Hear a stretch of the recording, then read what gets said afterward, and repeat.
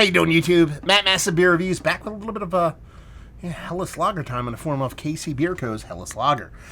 This comes courtesy of my boy Jesse. He sent me off a beer mail. Like 2 weeks later, he sends me off another one.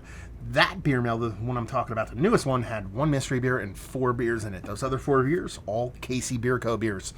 And I'm kind of excited to give them a whirl. Never really heard of these guys. Kind of saw them on social media. That's about it. But when I posted the unboxing about this, I had a couple of people chime in saying these are really really well done beers. One of those people, Nathan from Behind the Bar Beer Reviews, he told me this is his daily driver and has been for quite some time when it comes to beer. So that in of itself makes me kind of happy. Let's dive into this sucker. What does it actually say on here? It's a Munich style golden lager, naturally carbonated, unfiltered, decocted. Let's see. It was packaged almost exactly 2 months ago. No, 3 months ago. I'll be okay. And it says unfiltered beer. Sediment may form on the bottom, and I like this. They're like poured at a 90-degree angle for naturally clear beer. And it's just like, no, do not pour that like an asshole, which is basically what I usually pour stuff at. So I will follow their rule. I will try to pour it the least asshole-est way I can, and we'll go from there. So, yeah. Let's give this sucker a pour. 90-degree angle. There you go. You got me. You got me. I'm going to do it. I'm just going to sit here. I'm going to hold this at a 90-degree angle until all the beer stops runneth from the beer for you guys to give it the most corrective pour. That's probably a little bit over 90 degrees. I'm cheating a little bit because that's what I do. Not going to generate much of a head with this pour because of that reason. But what we'll be left with is some decent amount of sediment in the bottle. Let's stop there. That would have been 90%. Anyway, label-wise, I kind of really like it. I kind of talked about, he's still got even a little bit of kind of soft kind of, I call them like stratus clouds kind of things going on there with a little bit of yeast going on. I'm okay with that. I'm going to pour the rest of the yeast in there when we get to the end of this review just for funskies. So not much of a head. We would have gotten it from that pour, so don't judge this beer based off that. And label-wise, I kind of like it. It looks like, what I was going to say before I got sidetracked, because it's what I do, is that it looks like kind of like an old school kind of lager brewery from Europe kind of decided to rebrand and redesign, and this is kind of what they come up with. So it's kind of on the nose when it comes to that. So, I mean, yeah, looks like a Hellas. You know what I mean? Maybe just a touch hair lighter than what I would expect, but yeah, no biggie. Not much of a head to speak of. That's more the pour than the beer itself. And yeah, give it a whirl, see if we can generate a little bit of something without spilling too much. Yeah, soft carbonation. Let's get a nose. That smells like beer. It smells like beer flavored beer. Soft sweetness, nothing too crazy. It's not even like a Pilsner or I was going to say not Pilsner or Vienna. It's probably a little bit of soft Vienna malt with a little bit of soft cracker. Nothing really overt kind of there. A little bit of floral hoppiness. Nothing that big at all whatsoever. Done and done. Clean, crisp, clear.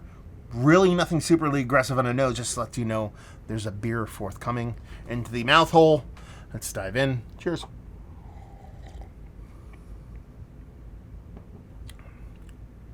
Way more aggressive in the taste.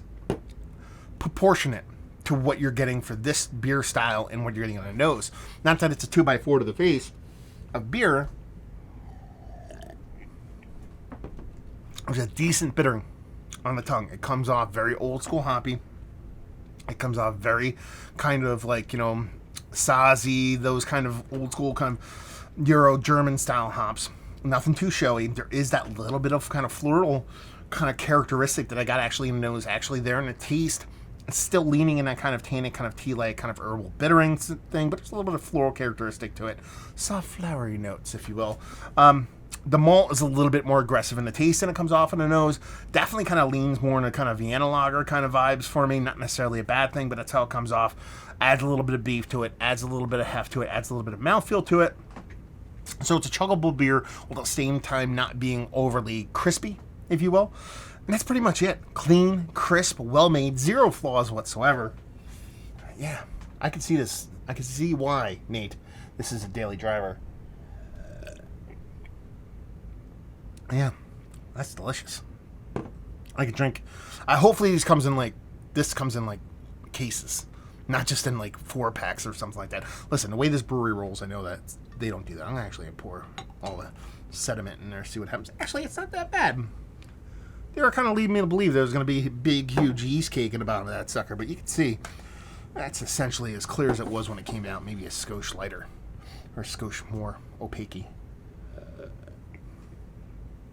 Yeah, I like it. I think it's well done.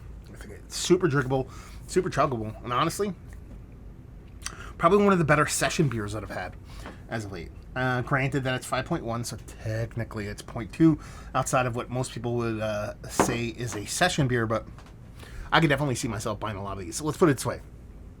I went out today into the COVID wild yonder for a curbside pickup, and I picked up two things. I picked up groceries, and I picked up beer. Picked up a 4-pack of a foeder-aged IPA from America Solera, because they are new to my area. It was a little bit old, but I didn't give a shit. And then what did I pick up? I picked up Jack's Abbey Czech Pilsner. I picked that beer up because this is that beer. It's not the same beer. It's not a Czech Pilsner. This is Helles again. But it's those kind of beers are the ones I want to sit around and chug, not review, and just kind of drink. That's exactly what this beer is. And that's a beautiful thing. That's not a knock on the beer whatsoever. So let's talk about it. It's one of the better Helles that I've had as of late. Here's the weird thing. I have to go look and re-look at my... just redefine Helles to me, because I might be wrong, but I feel like this is a little bit more on a lighter side, a little bit more kind of... It just screams more Vienna Lager to me than Helles. I don't know why.